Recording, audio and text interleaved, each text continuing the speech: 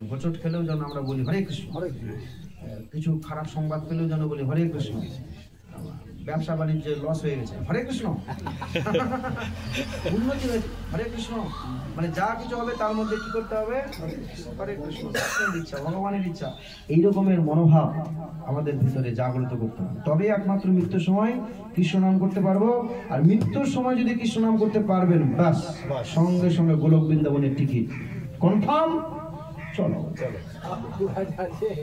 কিন্তু মৃত্যুর সময় তো নাম করাটা কঠিন, প্র্যাকটিস করতে হবে, অনুশীলন করতে হবে। এখন স্ত্রী পুত্র সন্তান সন্ততি তারা ওই তাদের যে ডিমান্ড, তাদের যে চাহিদা, তারা আমাদের প্রতি চাপিয়ে দিয়েছে, লোন চাপিয়ে দিয়েছে, লোন পরিশোধ, বুঝতে পারলেন তো? এই লোন পরিশোধ করতে করতে আমাদের এগুলো হরিভজনের সময় আমরা বের করতে পারছি না, এরকম একটা ব্যাপার হয়ে যাচ্ছে না। সেজন্য এটা বুঝতে হবে। তো মা যশোদা চিন্তা করলেন যে কৃষ্ণচন্দ্র হয়তোবা অন্যের দেওয়া মাখন খেতে ভালোবাসে, এই জন্য আমি নিজে বানাবো বলে একজন পরিকল্পনা করেছেন। আর তার মধ্যে একজন গোপিকা তিনি চিন্তা করলেন যে কৃষ্ণ সবার বাড়ি নুনি মাখন খায়, আসলে সবাই ভালো করে পাহারা দেয় না, বাড়িতে ঠিক ভালো করে যদি পাহারা দেয় তাহলে কি করে খাবে, আমি যদি ভালো করে সজাগ থাকি, সজাগ থাকলে কি করে খাবে। তো কৃষ্ণ চিন্তা করছে তুমি খুব সজাগ, তোমার বাড়ি একদিন খাও। তো সজাগের বাড়ি গিয়েছে, তো সজাগের বাড়িতে গিয়ে সত্যি সত্যি সে সত্যিকারেরই খুব সজাগ ছিল, আর কৃষ্ণকে ধরেও ফেলেছে।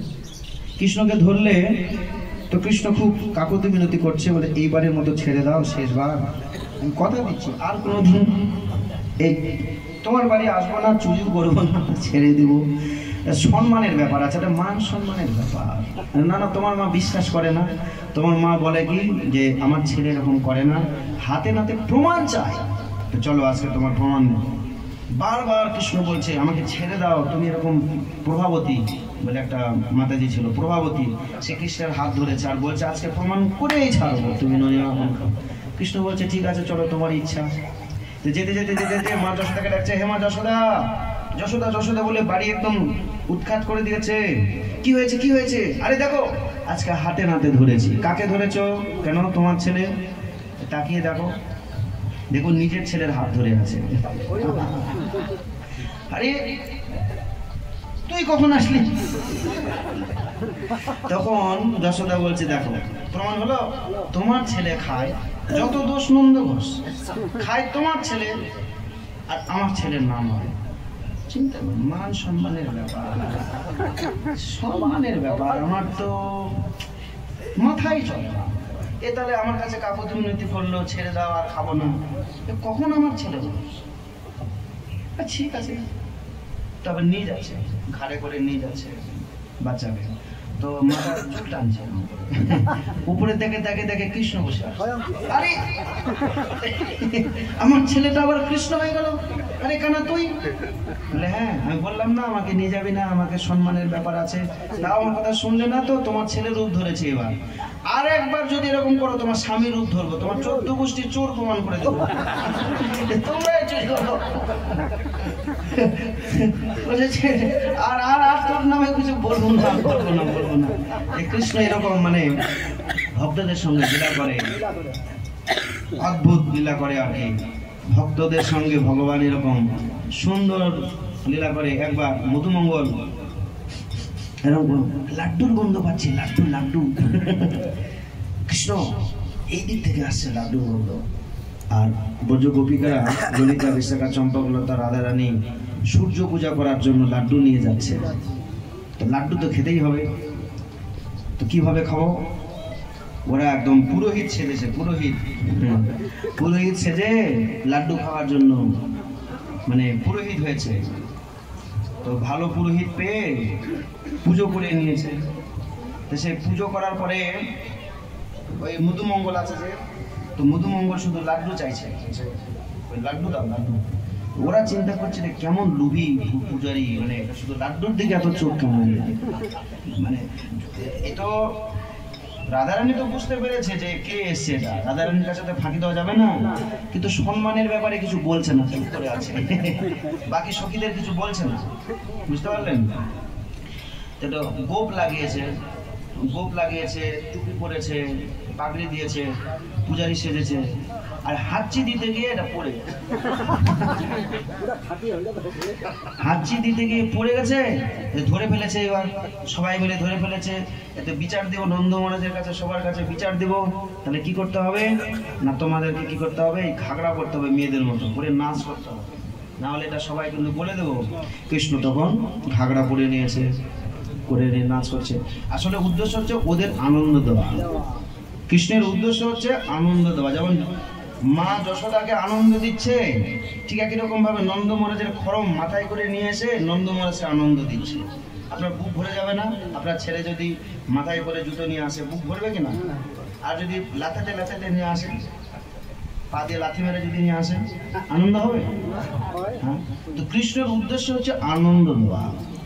কৃষ্ণচন্দ্র ভগবান কুরুক্ষেত্রের মাঠে যখন অর্জুনকে নিয়ে যুদ্ধ করছিল, তখন সৈন্য সেনাপতি চতুর্দিকে আছে, অর্জুন কথা বলার সময় পাচ্ছে না, এইদিকে সৈন্য ওইদিকে সৈন্য, মাঝে মাঝে পা দিয়ে কৃষ্ণের এইরকম জায়গায় গুঁতো দিচ্ছে, লাথি মারছে এরকম পা দিয়ে, এরকম করে ডান পা দিয়ে মারছে। তখন কৃষ্ণ মনে করছে ডান দিকে যেতে হবে, বাম দিক দিয়ে গুঁতো মারছে, তো বাম দিকে যেতে হবে। আবার রথ থেকে যখন অর্জুন নামবে, কৃষ্ণ আগেই রথ থেকে নামতো, নেমে হাঁটু গেড়ে এরকম করে হাত দিত, আর হাতের ওপরে অর্জুন পা রেখে নিচে নামতো। সিঁড়ি হতো, কৃষ্ণ সিঁড়ি হতো, সিঁড়ি এরকম করে সিঁড়ি হতো।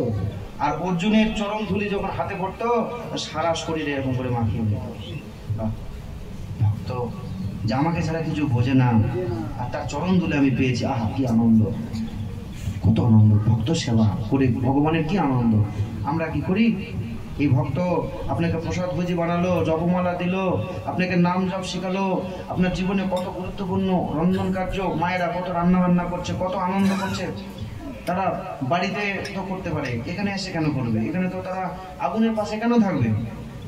এত কষ্ট করে তারা করছে, কেন করছে? এত কষ্ট করে কেন করছে? তো আপনারা কি তাদেরও চরণধূলি কখনো গ্রহণ করেছেন? ভক্ত পদধূলি গ্রহণ করেছেন? ভক্ত পদধূলি, ভক্তভুক্ত অবশেষ, ভক্তদের উচ্ছিষ্ট প্রসাদ, ভক্তদের চরণে ধুলি কখনো গ্রহণ করেছেন? কখনো শরীরে মেখেছেন?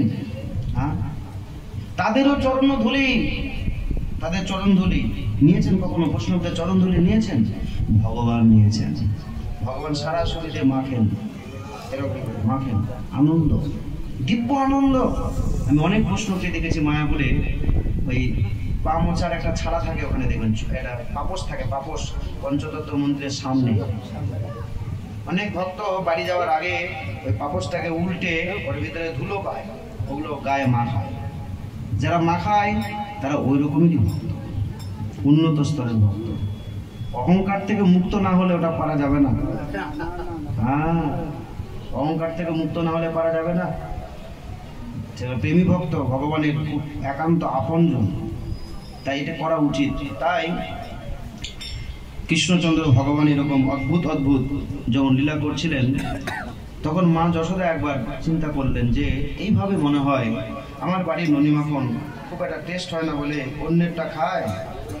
এই জন্য নিজে কাজের সমস্ত মাতাজিদের ছুটি করে দিয়েছেন, আর নিজে নদী মন্থন কাজে লিপ্ত হয়েছেন। তিনি মন্থন করছেন আর কৃষ্ণের সেই লীলা কথা স্মরণ করছেন, যে পুতুনা কিভাবে এসেছিল, কিভাবে এই সমস্ত অসুরদের সঙ্গে ভোগ লাগানোর বিষয় নাকি। তো ভোগ লাগানোর বিষয়ে পূজারীর বড় অভাব। দীক্ষা নেওয়ার সময় সবাই বলে আমার দীক্ষাটা দেন, আর ভোগ লাগানোর সময় সবাই মাথা মানে মানে চোখ মুখ ঢেকে থাকে, যেন দেখতে না পায়, আমাকে যেন দেখতে না পায়। তো কিসের জন্য দীক্ষা নিয়েছেন?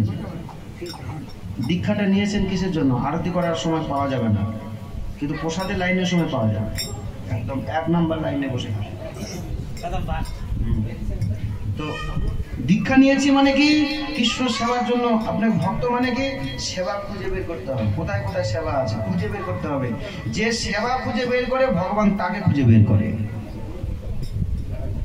ভগবানকে পাওয়ার জন্য আপনাকে দীর্ঘদিন তপস্যা করতে হবে না। আপনি শুধু প্রত্যেকটা ভক্তের জায়গায় গিয়ে গিয়ে সেবা খুঁজে বের করুন, কোথায় কোথায় সেবা আছে। যদি সেবা খুঁজে পাবেন না, যেমন কৃষ্ণচন্দ্র রাজস্ব যজ্ঞ করছে, যুধিষ্ঠির মহারাজ রাজস্ব যজ্ঞ করছে, ভীমের সেবা দিয়েছে নিমন্ত্রণ করা, সবাইকে নিমন্ত্রণ করো। অর্জুনকে সেবা দিয়েছে ধন সংগ্রহ করা, এজন্য অর্জুনের নাম হচ্ছে ধনঞ্জয়, ধন। এভাবে সবার সেবা দিয়েছে। কৃষ্ণ এসে দেখছে আমার কোনো সেবা নেই, আমার কোনো লিস্টে নামই নেই। কেন লিস্টের নাম নেই মানে? আরে আমার সেবা দেয়নি। তো কৃষ্ণ তখন একটা গামছা নিয়েছে, গামছা মানে উত্তরীয় নিয়েছে, আর একটু জল নিয়েছে। জল নিয়ে একটা পাথরের ওপরে বৈষ্ণবদের বলছে এখানে চরণ রাখুন, রেখেছে আর জল ঢেলে দিচ্ছে, দিয়ে মুছে দিচ্ছে, নিজে উত্তরীয় দিয়ে মুছে দিচ্ছে। আরে আমাকে সেবা দেয়নি তো কি হয়েছে, আমি নিজে নিজে সেবা বের করে নিলাম। কৃষ্ণ নিজে নিজে সেবা বের করে নিয়েছে, সমস্ত বৈষ্ণবদের চরণ ধৌত জল। আর সেই যে পাথর, ওই পাথর নাম হচ্ছে তেলিয়া পাথর। ওই পাথর দিয়ে ভগবানের 3টি বিগ্রহ তৈরি হয়েছে। যে 3টি বিগ্রহ মাঘী পূর্ণিমার দিনে কেউ যদি দর্শন করে তাহলে তাকে আর মাতৃজঠরে প্রবেশ করতে হয় না। বৃন্দাবনে 3টি বিগ্রহ আছে। এই যে বৈষ্ণবদের চরণ ধৌত করেছিল যে পাথর দিয়ে, সেই পাথর থেকে 3টি বিগ্রহ তৈরি করা আছে। সেই বিগ্রহ মাঘী পূর্ণিমার দিনে কেউ দর্শন করলে তাকে আর মাতৃজঠরে প্রবেশ করতে হয় না। তো ভগবান সেবা বের করে নিয়েছে। তা আমরা ধামে এসেছি, আমরা বৈষ্ণব সেবা এসেছি, আমরা তীর্থে এসেছি, আমরা একটা অনুষ্ঠানে এসেছি। এই অনুষ্ঠানে এসে সেবা বের করে নিতে হবে, খুঁজে খুঁজে বের করে নিতে হবে। আমি এই সেবা করবো, আমি আরতি করব, আমি কীর্তন করব, আমি বাসন মাজবো, আমি সার্ভিস করব। আপনি যখন এরকম সেবা করবেন তখন ভগবান আপনাকে খুঁজে বের করবে। সেবা, নরোত্তম দাস ঠাকুর এনারা সেবা, উনি বলেছেন যে ছাড়িয়া বৈষ্ণব সেবা নিস্তার পাইয়াছে কেবা। বলেছে না, সেবার খুব গুরুত্ব আছে। আপনার শ্যামানন্দ পণ্ডিত, তিনি বৃন্দাবনে ঝাড়ু দেওয়ার সেবা পেয়েছিলেন, নিধুবনে ঝাড়ু দিচ্ছিলেন। উনি পণ্ডিত, ওনাকে জীব গোস্বামী সেবা দিয়েছে, তুমি এই ঝাড়ু দেবে, নিধুবনে ঝাড়ু দেবে। তো ঝাড়ু দিতে দিতে রাধারানী নূপুর পেয়ে গেছে, আর নূপুর পেয়ে খুব আনন্দ হয়েছে, প্রেম জাগরিত হয়েছে। পরবর্তীতে ওনার তিলকটা হচ্ছে নূপুর তিলক, তিলক শ্যামানন্দ পণ্ডিত। তো উনি ঝাড়ু দিয়ে কৃষ্ণের কৃপা পেয়ে গেল না? তো আমরা যে কোনো সেবা থেকেই ভগবানের কৃপা পেতে পারি। মা যশোদা ওই জন্য তিনি সেবা করার জন্য কোমরে শক্ত করে কাপড় বেঁধেছে। মা যশোদার শরীরটা একটু মোটা ছিল, স্থূল শরীর, কামড় আর হলুদ রঙের কাপড় পরেছে আর শক্ত করে কাপড় বেঁধেছে। বেঁধে কৃষ্ণ লীলায় স্মরণ করছে আর উনি মন্থন করছে। এরকম করে যখন টানছে তখন ঘর ঘর ঘর ঘর করে শব্দ হচ্ছে, আর ওগুলো মনে হচ্ছে মৃদঙ্গের মতো শব্দ হচ্ছে, মৃদঙ্গ বাজার মতো। আর হাতের যে বালাগুলো সেগুলো যখন করতালের মতো কিন কিন করে বাজছে, আর মা যশোদা ওই তালে তালে গান করছে আর শরীরটাকে আনন্দে এরকম করে দোলাচ্ছে। আর মাথার যে তার খোপা আছে, খোপার মধ্যে যে ফুল আছে, যে ফুল, সে চিন্তা করছে হায় হায়, যে এত বড় শুদ্ধ ভক্ত, আমার কি স্পর্ধা হয়েছে তার মাথায় থাকা। আমার তো মাথায় থাকা উচিত নয়, আমার তো তার চরণে থাকা উচিত। এই জন্য মাথার ফুল মাথা থেকে খুলে তার চরণে পড়ে গেছে। আবার মা যশোদা রেডি, তাহলে ভোগারতি গান হবে। আপনারা চিন্তা করবেন না, এখনই ভোগারতি গান হবে আর আপনারা প্রসাদ পাবেন। সময় আর হবে না, এখন ভোগারতি একদম রেডি করছে। তাহলে আমি আর বলছি না, এই পর্যন্তই ডেকে দিচ্ছি। হরে কৃষ্ণ কৃষ্ণ কৃষ্ণ হরে হরে, হরে রাম রাম রাম হরে হরে। কৃষ্ণচন্দ্র ভগবান কৃষ্ণচন্দ্র গৌর ভক্তবিন্দু কিনি তাই গৌর সীতানাথ প্রেমানন্দে হরি হরি বল। আমরা যশোদার কথা পরবর্তীতে শুনবো, কারণ এই 1 মাস ধরে লীলা কথা চলবে, তো কোনো না কোনো সময় ঠিক শুনে নেব। এই পর্যন্তই রাখি, ভোগারতি কীর্তন শুরু করুন। হরে কৃষ্ণ, ধন্যবাদ।